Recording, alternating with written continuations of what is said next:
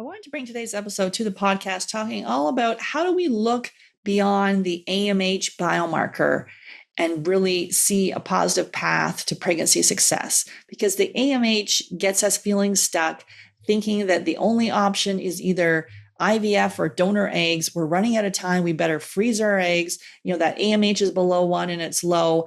And that's impacting our ability to get pregnant. It's just not true. We're looking at the wrong biomarkers. I'm excited for you today to listen to today's episode. Let's go.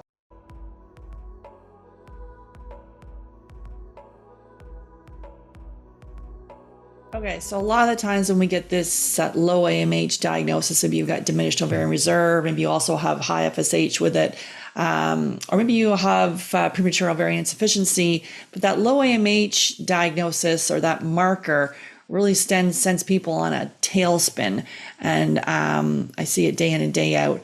And it's really, we're focusing on the wrong thing. So I'm going to get into the AMH in a minute, but really it's used to have people check to see how their egg reserve is, and then have them kind of either contemplate, egg freezing or maybe having them do IVF treatments. And really, to me, kind of scaring women unnecessarily. So it's important to know your biomarkers. It's not about being blind to this. But AMH is a poor predictor of live birth outcomes. Numerous studies have talked about this.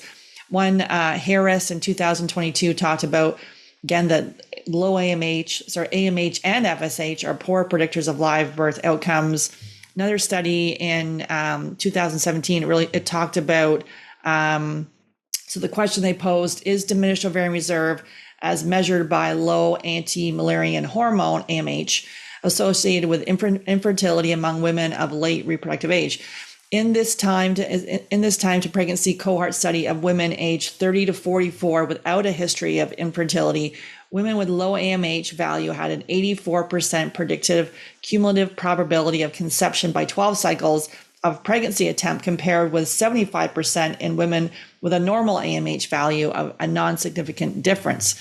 So what does this mean? So among women attempting to conceive naturally, diminished ovarian reserve was not associated with infertility, and women should be cautioned against using AMH levels to assess their current fertility. And when I speak to women, I speak to a lot of women on a regular basis that are trying to conceive. Most people have their aim; they have it memorized. They know it, and they get it tested repeatedly. It goes down, and they're freaking out, or something, and it will. And we see it go up. So, and it's not written in stone. And again, we're looking at the wrong biomarker. It doesn't determine your ability to get pregnant naturally. It doesn't look at your egg quality. It's looking at the reserve, and there's a number of other factors, obviously, for you to get pregnant, including, the receptivity of your uterus for implantation. Obviously the egg reserve, but also egg quality. So there's a number of factors, and it's just not all about the egg reserve. So it's this number that seems to pin everyone's hopes and telling you that, nothing will work for you because it's so low and you better just give up. That's not the case. We're looking at the wrong biomarkers. So today I'm going to be talking about biomarkers and things to look at instead of just focusing on the AMH, because we've helped people with an AMH of 0.02, or basically it's almost undetectable, and you've been told, sorry, you'll never get pregnant, getting pregnant naturally at 39. We've got people that had, going through retrieval after retrieval, poor egg quality, made all the changes, followed our Fab Fertile method, getting, and then all of a sudden improving their egg quality, because yes, you can improve your egg quality. There's things you can do when you take a targeted approach to this, improving their egg quality, having beautiful retrievals, and then has a successful transfer, went on to have their children. We see that a lot, where sometimes people are even going in for a retrieval, they find out that they're pregnant. So let's talk about what to focus on instead of the AMH, because that is, those numbers are disempowering. You're like, what am I going to do? I'm doomed. I'm going to struggle. It's never going to work. So let's talk about things that you actually can do, and there's steps to take. So let's dig into this right now. Okay, so we see so many people that have been on long-term hormonal birth control. A lot of times you've had been told you have irregular cycles. We see a lot of people that had, their period hasn't been there for months, sometimes years. So we've helped them restore their period and go on to get pregnant. But a lot of the times when you're having irregular cycles, heavy cycles, light cycles, something going on with your period, you're going to the doctor and they'll pass you the birth control pill. And that's going to falsely regulate your period. And then when you come off of it, you're still dealing with all those issues that you were dealing with before. Not to say everyone that goes on the pill is dealing with fertility issues, but people that we see, when we ask them why did you go on the pill, it wasn't for prevention. It was because something was happening with their cycle, or maybe they were dealing with skin issues, acne. Then you could have been put on the pill, or maybe you put on Accutane. So all of this can then going on the pill, there's post birth control pill syndrome, and I've done an episode on that, talking about how that then impacts your the pill can then negatively impact your gut microbiome, which is highly correlated with the health of your ovaries, and also predispose you to food sensitivities. So if you've been on birth control for any period of time, that can then predispose you to food sensitivities and gut infections. And those are themes that we see regularly with people that have low AMH. And so there's something you can do about that. It's not just, waiting. So we're going to get into some strategies to talk about that in a minute. So if you've been on the birth control pill for whatever reason, typically, again, it's not for prevention, there's some other reasons going on, that is a clue, and that may have then impacted your health since you've come off of it. And also the issues that you had beforehand, painful periods, PMS, all that piece, you need to be able to regulate your cycle, and the period should come, it should be a non-event, not you crippled over in pain. And so that is a clue to dig into. So, and then the next one we have is undetected autoimmune disease. So we're not diagnosing here, but our team, our team includes an OBGYN with a functional medicine background. He's our medical case reviewer. He'll have his eyes on your case from a medical standpoint. And then we have functional nutrition practitioners that review our testing. We do use cutting edge functional lab testing. And then we have fertility mindset coaches that really actually help you implement all these changes, really help you visualize a positive path forward. Because a lot of times when we get our mind stuck on some of these biomarkers, like the AMH, we can just go into a whole, downward spiral. So, but many times people, they have an autoimmune disease. More commonly, we see celiac disease, Hashimoto's.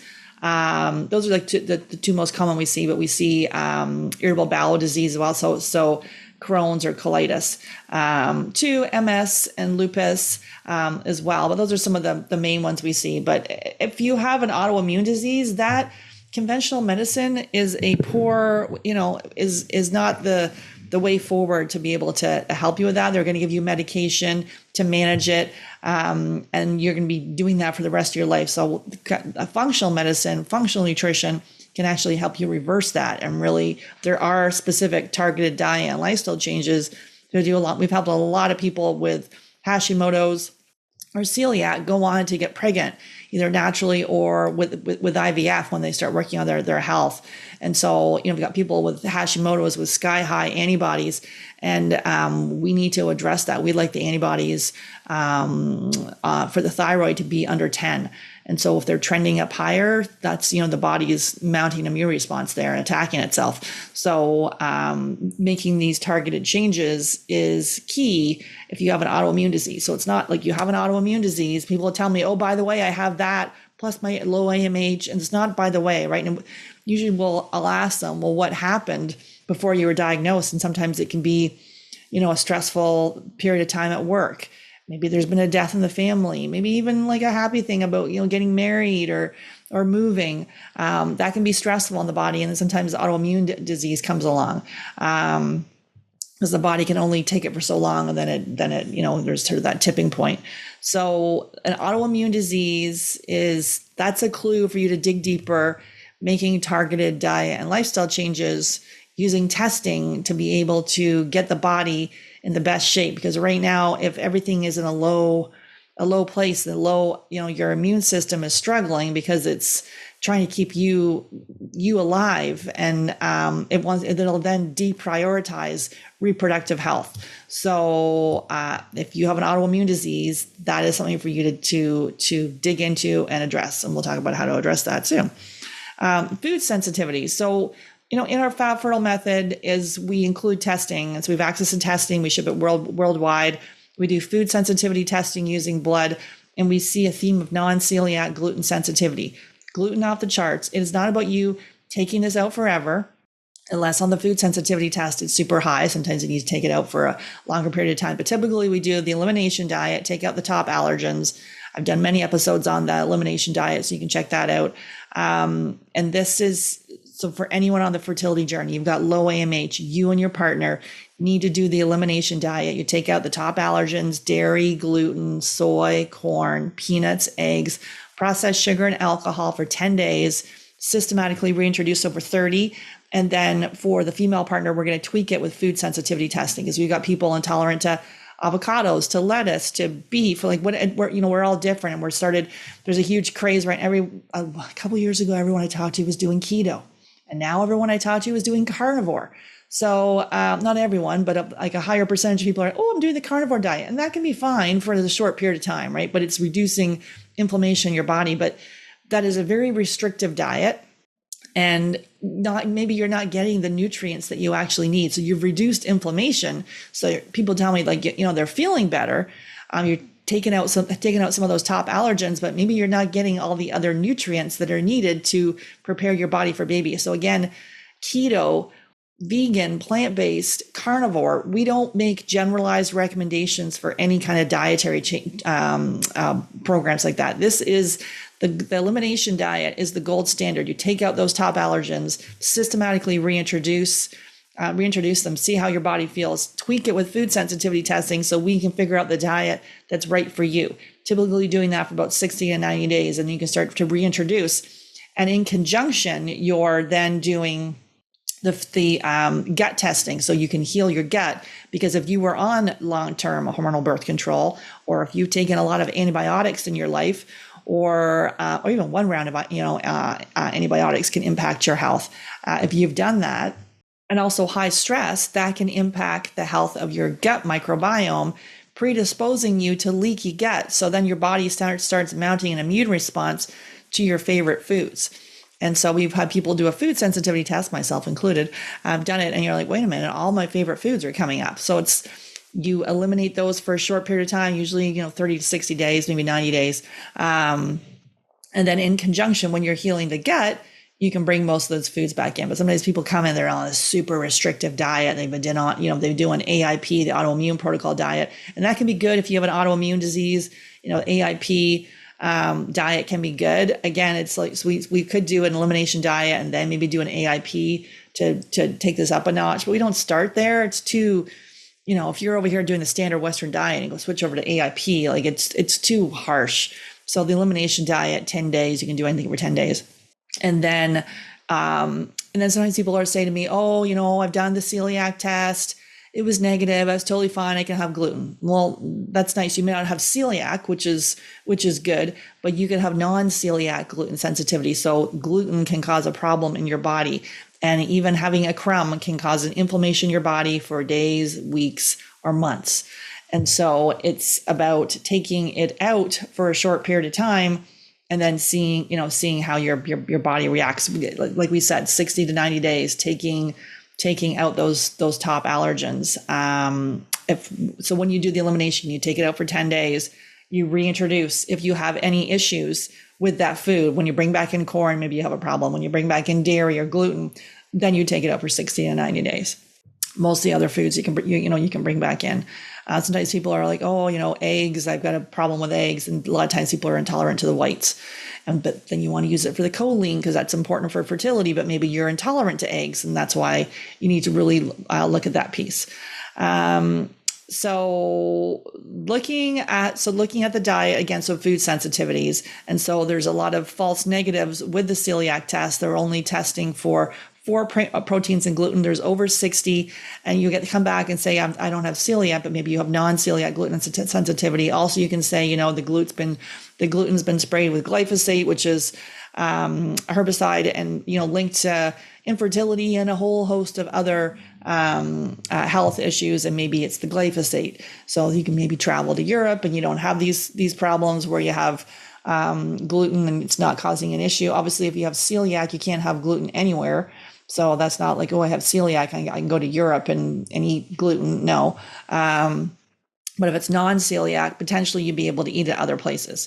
But in North America and people also like other places in the world, like a lot of this, they're poisoning us. They're messing with the food, right? If you got farmers having, higher incidence of cancer and they're the ones preparing our food and harvesting it, how do you think it's impacting us? So it's not about throwing yourself in a bubble. It's, going organic as much as possible and being able to minimize your exposure. Obviously, you can't get it down to zero because even, the crops are sprayed and all some of the other stuff goes in the organic, but you want to minimize your exposure as much as possible. And for this piece with the diet, do the elimination diet, take out the foods. And then if there's a reaction, you take out, you take them out for 60 to 90 days. And we even recommend taking out dairy and gluten for 60 to 90 days after you've done the elimination diet. So that's something you can do. It's not about thinking, here's the AMH is low, I'm doomed, there's nothing I can do, I can only do IVF. And even if it's covered by your insurance, the heartache, the frustration, the hormones, we don't know the long-term side effects of you cycle after cycle, pumping your body full of hormones, increasing cancer risk and things like that. So we just need to be careful. Obviously there's, assisted reproductive technology is available there to help us. But to me, it's like we need to work on the health first, and then we can do that. The fast track is not IVF. The fast track is always your health. Why can't, if the majority of us can get pregnant naturally, why is the first recommendation to run off to IVF? And I don't think anyone on the fertility journey, when they imagine expanding their family, that IVF was their first choice. It's not. And so, but it's how the system works, where you get the diagnosis, and next thing you know, when you're in the fertility clinic, and next thing you know, they're telling you can do a cycle next month. And I'll say to people, well, is that written in stone? And they're like, well, no, I guess I can move it. Well, yeah, you can do whatever you want. So it's working on your health. And, if you go and ask your REI, your reproductive endocrinologist, infertility specialist, they'll maybe tell you that, diet and lifestyle changes are fine, but not essential for fertility. That's just for us asking the wrong person. Of course, the health of you and your partner is essential for having a healthy pregnancy and a healthy baby. Of course it is. Like, skipping that is just not looking at the big picture. And I think we all know this. We all know that our health is, like, being healthy is important as we prepare to have our baby. Mind, body, spirit health. Okay, so we got the long-term birth control, like we talked about. So if you've been on that, it predisposes you to gut infections and food sensitivities. And why were you on it in the first place? Let's dig deeper. Autoimmune disease, if you've got that, for sure. Functional medicine, functional nutrition, our Fab Fertile method. This is what we focus on. We've had lots of people get pregnant with autoimmune disease when they had previously had, failed IVFs and failed IUIs and low AMH and being told nothing would work. Food sensitivities, we've got a nail on the diet. Doing the carnivore and the keto and the vegan, it's just going to waste time. It's just going to waste time. Gut infections. So we look at the health of the gut microbiome. I've done a lot of podcast episodes on why gut health is so important for your ovaries and also for semen as well. The health of the sperm. So we see a lot of people with parasites, bacterial infections, fungal infections, worms, something going on with the health of the gut. It's not about when we find these infections, we need to address them. Our typical protocol is about 3 to 4 months, depending on what it is we find. It's different for everyone, but that's sort of the average. And we have an infection, doesn't matter what beautiful diet we eat. Maybe we're not absorbing any of the nutrients because we have low stomach acid. Or maybe we have an overgrowth of bad bacteria, or our good bacteria because we've had antibiotics, or high stress, or been on birth control. That can impact the health of our gut. So the health of the gut is central to everything in functional medicine, everything we do with the Fab Fertile method, and really addressing, and you don't need to have any symptoms. You don't need to have constipation, diarrhea, loose stools, gas, bloating, digestive issues. But if you do, for sure, that's a clue. But you don't have to have gut issues and have symptoms. You could be dealing with acne. You could have skin issues, psoriasis, dermatitis, eczema. You could have joint pain, so joint stiffness. You can have an autoimmune disease. You can be dealing with mood issues, anxiety, depression. It impacts your neurotransmitters, brain fog, all that piece. That's a clue, like to dig deeper into your gut health. And then we can start to bring the reproductive health back online. This is key, looking at the health of your gut microbiome. Thyroid dysfunction. And so we see thyroid dysfunction across the board from either hypothyroidism. People are on, level thyroxine. So, your REI is going to tell you, hey, I want the TSH below 2, and that's fine. But no one's looking at the full panel, looking at the antibodies, maybe making sure that you're converting the thyroid hormone. Maybe you're taking too much of it. We see the TSH, pushed way down, but then you're not converting it on the other side. And so the free T3, we see that off as well. And so being able to look at the full thyroid panel, including antibodies, we're not diagnosing here, but it's, we see hypothyroidism, we see autoimmune thyroid issues. So it's Hashimoto's or Graves. We more frequently see Hashimoto's, so more hypo, and people having, antibodies 500, 600, 700. And so that's that body's on fire. So we need to, and we've helped people reduce those antibodies by making these targeted diet and lifestyle changes. And then we also see subclinical thyroid issues. So it's not the thyroid, it's the liver or the gut. As we heal that comes back online. So if you got thyroid dysfunction, it can impact your body's ability to carry pregnancy to term, your cycle, ovulation. All of this is key if you to optimize your thyroid. And this is in conventional medicine is regularly missed. And you're over here worrying about the AMH. And meanwhile, there's a thyroid issue because your hair is falling out, your cycle is irregular, you're having pregnancy loss. Maybe you're doing the IVFs, but then it's not either the embryo's not implanting or you're having early losses, and that the devastation of that piece when it could be a thyroid issue. And there's things you can do about that. So it's not to blame yourself, never blame yourself. This is when you find this information out, better, you do better. You can find a team that can really help you figure this out, because DIYing it will only take you so far. And then there's a lot of this medical gaslighting where they're like, don't worry about it, you're totally fine. Well, no, if this, why can't you get pregnant naturally? What has been missed? It's not, again, not being stuck on that AMH number and it's low and you think, the only thing I can do is IVF, or maybe they're right, it's donor eggs. No, there's things you can do to work on your health. And then our whole thesis on this, is it actually early menopause or is it your adrenals? Can't tell you how many people, stressed to the max from work, from toxic workplaces to demanding bosses, to let's do a graduate program right now and do extra schooling because we need to have more credentials behind our name for some reason to make us feel good about ourselves. Or maybe we just we have a love of learning. We just keep going, but we don't realize is now the time to be, you signing up for another certificate to add to your list. Is it really serving you at this time of life when the priority, when I speak to couples, what is your priority right now? The priority for everyone that I speak with is getting pregnant, is having your baby, expanding your family. And that trumps everything. But then sometimes we do things to keep ourselves distracted. So we don't want to focus on the thing that we really, really want. And that could be with school, with overworking, with doing things that just don't serve us. And so this is about putting yourself first. It's not selfish to put yourself first. So is it the adrenals that impact the thyroid, which then impacts your AMH, your FSH, your body's ability to implant, carry a pregnancy to term? And really it's your adrenals. And we need to then, what can we do to boost up your immune system with, taking, so studies linking low AMH with low vitamin D, which we see across the board. So we like the vitamin D around 60 to 80. And so you want to make sure you're taking a vitamin D3, K2. Check out our fab vitamin D3K2 supplement, and making sure that, because that can really help with your immune system and then your egg quality, your ovarian health as well, and for semen as well, and for your sperm health. And so studies have linked, low AMH with low vitamin D. So if it's in the teens or in the single digits, you need to get that up. You want to work with your doctor to be able to increase that level, because it is a hormone.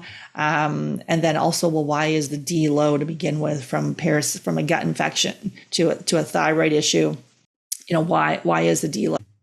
So the chronic stress piece is real. That's why we include mindset coaches in our program. First of all, to help you implement all the changes, diet and lifestyle changes, which may be simple but not easy, and also to be able to help you see a positive path forward, to get you focused on what matters. It's not about putting joy on hold, while we put everything into having our child.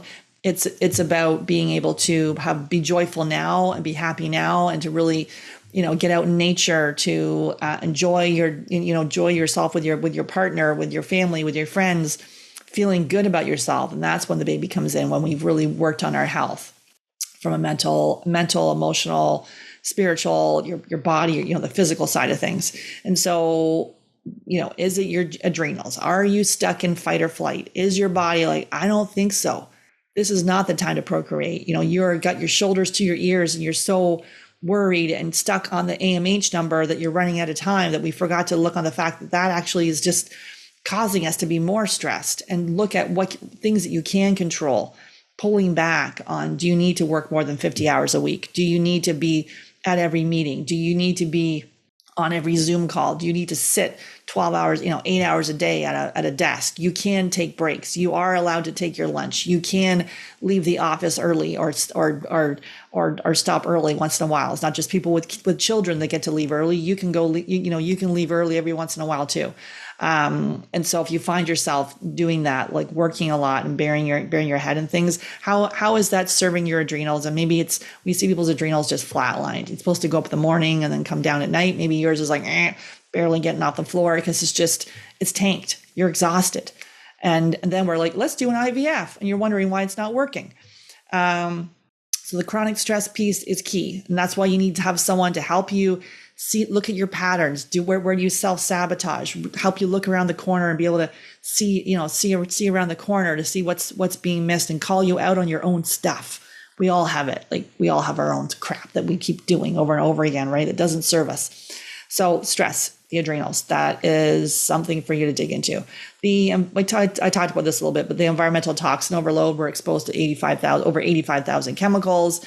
It's important to then, minimize your exposure. There's lots of studies with, pregnant with forever chemicals, the PFAS, the forever chemicals being found in cord blood of babies. So this stuff is being passed on. And so we want to make sure we can go non-toxic as much as possible. It's not about throwing everything in the garbage and, worrying about this, but it is to be able to start making some changes. Your personal care, to be able to, go to the Skin Deep database, the EWG, the Environmental Working Group, to check your products, making sure that they're, you want to have less than 3.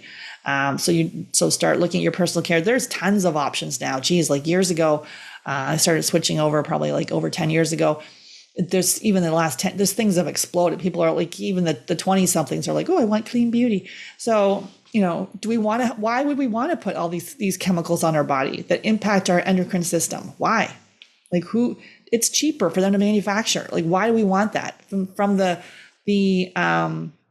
chemicals to all those seed oils, like just make sure you don't have like canola oil or, sunflower oil or all vegetable, all those processed oils, olive oil and avocado oil and cook with lard and things like that. So no seed oils. And then for the personal care, making sure you get non-toxic personal care. Same with your cleaning products too, like non-toxic. Now that I switched over, when I smell a regular, not regular, but like a toxic product, I'm like, wow, that thing is strong. Or like a fabric softener, I'm like, whew.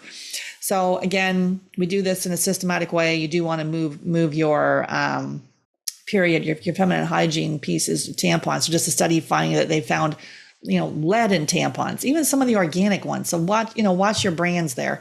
Do you want it like that's nestling up into your vulva, your vagina? Like why do you want to have that next to you? That's can be impeding your fertility. So the environmental toxin overload is key. We need to minimize our risk.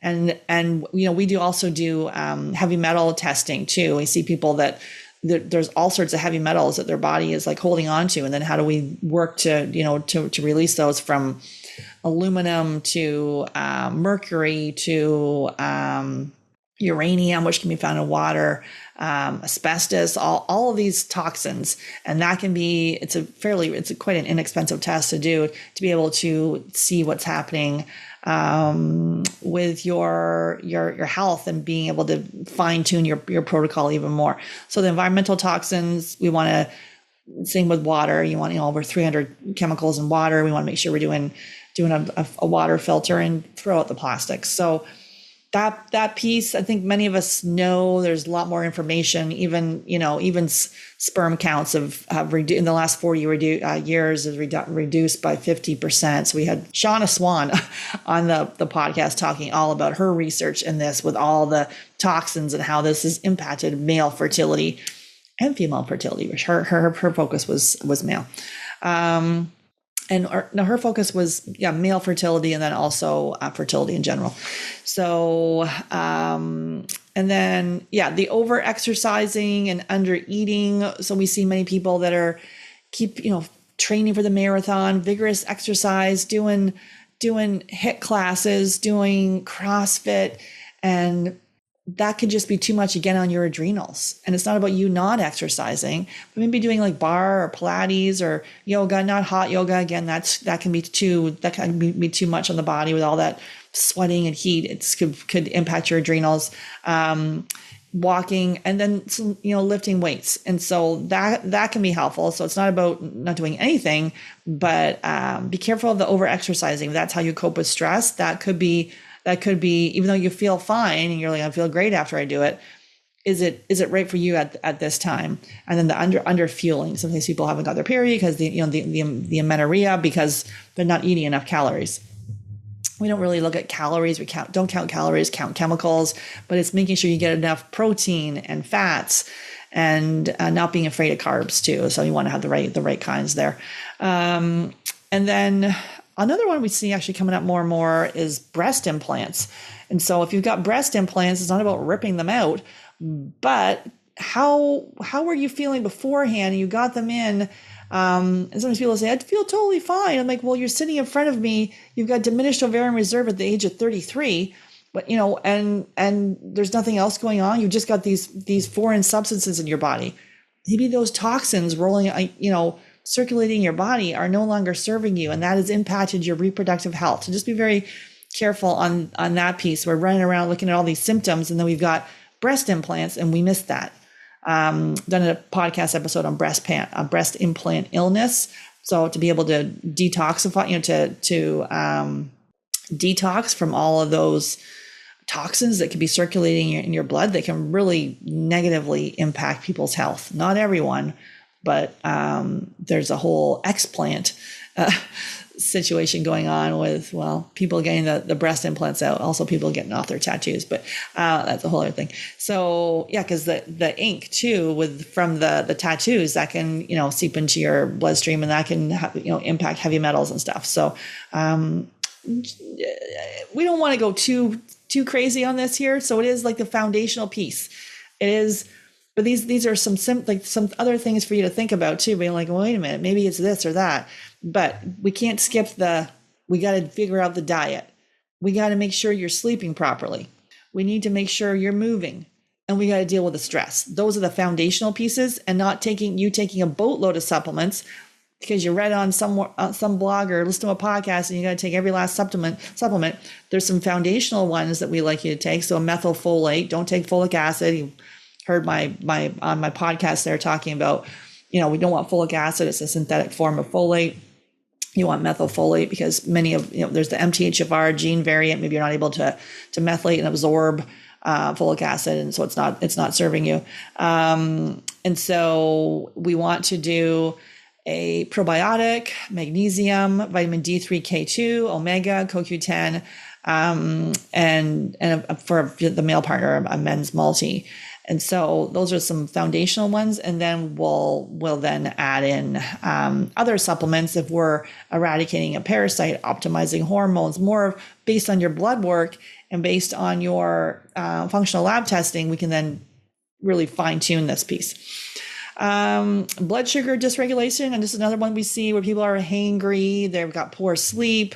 They got sugar cravings, and maybe it's their blood sugar just on this little roller coaster all day long, up and down, up and down. Doing a continuous glucose monitor, I just did one a little while ago, can be really impactful, where you can see like, oh wait, when I have I was eating cherries at that time. The thing just blew off the chart when I have the cherries. Also, when I had those gluten-free, dairy-free s'mores, it blew off the chart there too. So you can see how. And then when I don't eat a lot of pasta, but when I had some pasta, it went high. But sometimes people are like, it's bopping around all day long. So you want it more smooth. And then so that can really, if you don't want it low, don't want it high. So I don't have issues with blood sugar. Mine's fine. But if I was continually popping in all these sugary treats and eating, those sort of those carbs and things like that can negatively impact my blood sugar. That can impact ovulation, and also impacting your menstrual cycle. So you've got irregular menstrual cycle. It might be your blood sugar. So blood sugar dysregulation, and then your poor. And then with the sleep piece, your poor dysregulated sleep impacts your blood sugar the entire next day. So there you are on this whole chicken or the egg roller coaster of trying to, improve your sleep, but then your blood sugar is off. You're waking up at between 2 to 4 in the morning, and because your blood sugar might have gone too low, or it's impacting then your health and the health of your cycle and your body's ability to get pregnant. So blood sugar is key. We can do a continuous glucose monitor, or we can do just go to a Walgreens or a CVS and get a glucose monitor too and prick it, and you can see kind of after you eat how that impacts you. But the CGM is pretty cool. I just did it for 14 days, and you can see how it impacts your blood sugar. And so that's one of the themes we see with people that have low AMH is blood sugar dysregulation. Again, I've done many podcasts on that as well. The sleep piece, like we talked about, I've done a whole podcast on sleep hacks, but we want to make sure we're getting optimal sleep, 7 to 9 hours. And if you're having a hard time falling asleep, if you're snoring, consider mouth tape, or if that's not working, looking at a sleep study. We need to optimize your sleep. That impacts your entire system. And so if you're not getting enough sleep and you're exhausted during the day, your body's like, I don't think so. I'm just trying to keep you alive. So if you have issues with your sleep, it's not about you taking sleep aids and being on benzos for years. People being on sleep aids for years, and then they get addicted to that. So, melatonin can be helpful, but then we want to be careful. We see people just taking too much melatonin. So sometimes it can be helpful to aid in that, but a lot of it is to help your adrenals, and then that can then help with your sleep. So the stress piece of this. Digestive issues, like we said before, if you know for sure, you've got, if you got diarrhea, constipation, gas, bloating, burping, all this piece, like those are immediate digestive issues. Something's going on here. This is what we see with people that have low AMH. They've got digestive issues alternating back and forth between constipation and diarrhea. Constipation can be related if you got a thyroid issue going on. So, but we can also have gut issues without those digestive issues. But if you have digestive issues, we've got to, maybe you're not absorbing all your nutrients, because it's just, if you've got IBS, you're may not be absorbing anything, and all you're nutrient deficient. So we start to boost up the nutrients and boost up your immune system and get your body feeling great again. Like they're, having vitamin C, looking at your D, improving your vitamin D, you're adding in an omega for your, for inflammation, and then eating enough protein and fats during the day to really keep your body satiated, and figuring out if there's a food sensitivity that's that's triggering digestive issues. And then once we start figuring that out, then your body can start absorbing all these nutrients that you need for pregnancy. And then also, so we see the relationship strain. This journey can be really hard on you as a couple too. There is a biological thing in a woman, and we can't. It's biology where sometimes the guy's like, maybe you're dealing with secondary fertility issues, and he's like, I'm happy with the family we have. I'm content, but she wants a second one, or he's like, I'm good with us as a couple. Like I'm obviously I want to have a child. They're together. They want to have a child. But maybe like he sees the pressure that she's putting on herself, and he doesn't want to put her through that. And so this can really pull apart a relationship where she's just going to keep going and going because the whole biology piece of her, just yearning for this. We can't explain it. I once had a couple say to me, I don't know when she's going to stop. I'm the caboose to her train, and she'll just keep going and going and going. And it was tearing them apart, and there'll be no relationship left. And so really focusing on the relationship you have as a couple. Sometimes we need therapy. Sometimes we do. We need to have therapy. We have a referral network as part of our Fab Fertile method. Sometimes we've got to refer out, but we have fertility mindset coaches that really help you as a couple together. Sometimes we haven't really shared about how we really feel about what's happening, either the male partner or the female partner. And we also work with same-sex couples too. So equally the same, we've got to have the couples together, because when we're raising our child, it's the two of us together. So now is the time to deepen our relationship. So most of the times people are, in love, they want to have their family, but relationships take work and with the fertility journey, we can find ourselves researching. Everything seems to be about fertility. We're on this baby making schedule. So we want you to focus on love making and intimacy and things that make you happy as a couple. And if you need to get support with, couples counseling, we can refer out for that, but, to be able to communicate as a couple. And so you've got that strong foundation. And so really when you stop focusing on the AMH and thinking it's a death sentence, or, it's just heartbreaking when we get this number, look at all the rest of your body and what you can do to increase the AMH, because again, it's not a predictor of you getting pregnant naturally. It's your reserve, and we're looking at focusing on the wrong thing.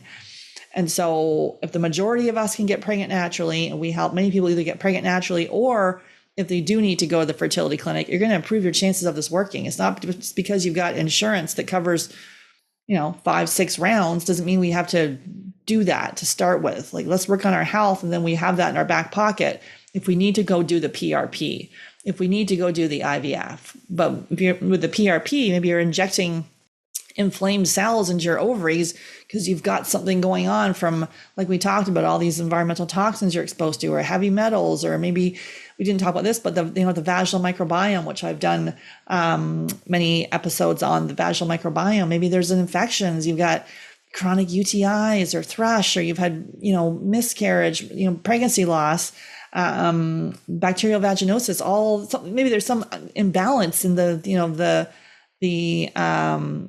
vagina, and really what can you do to then optimize the health there?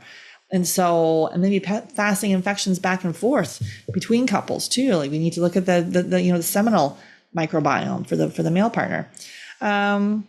So we've had lots of success stories of people that have extremely low AMH and high FSH, either getting pregnant naturally or improving pregnancy success. I'm just thinking of one right now. Her AMH was 0.15, so 0.15, and her FSH was in the 30s. She got pregnant naturally. She did have this, so we see this, the low vitamin D. So she had the low vitamin D. She had high HRCP, so her inflammation markers were over 1. So there's inflammation going on in her body, and she did have some thyroid antibodies brewing. We found she had food sensitivities and gut infections and blood sugar issues, and she ended up getting pregnant naturally. And so lots of success stories like that, when we don't just focus in on, like, if we were stuck on the AMH piece, she'd already had some IVFs that didn't work. So if we're stuck on that piece, we're just looking at the wrong biomarkers. Let's look at your body, look at your blood, look at your blood work, and look at some functional lab testing and make some changes and take action. So there's things you can do. So like we said, our Fab Fertile method includes functional lab testing. We do food sensitivity testing using blood, stool testing, looking at the DNA of the stool. We can do hormone testing to look at your adrenals, looking over the course of 24 hours, looking at your urine, seeing exactly how, where looking at your estrogen, your testosterone, your progesterone, and really which pathways those are going on, which is the preventative side of things to prevent DNA damage and cancer and stop maybe the hormones are going down the wrong pathway. There's a whole, cancer is on the rise right now, and especially in young people. So there's things we can do. All the toxins in our food and the food supply that we're exposed to, we need to be able to minimize our risk.